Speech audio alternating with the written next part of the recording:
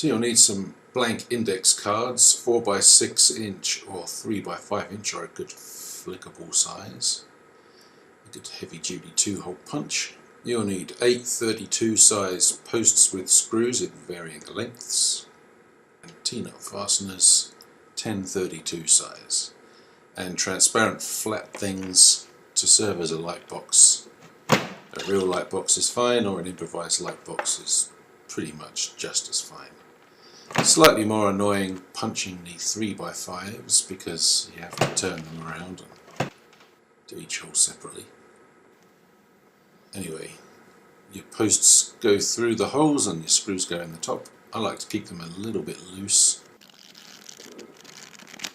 T-nut fasteners. These are for making the peg bar. So you just put a piece of tape across. You need tape sticking out of either end so you can stick it onto your light table or improvised light table. Put your T-nut fasteners through, tape them onto the back.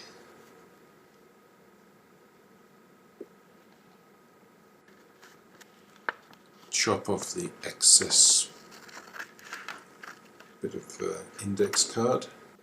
So with this peg bar you can lay pages over each other so the pages are lined up and you can do your drawings where you want them relative to the drawing underneath.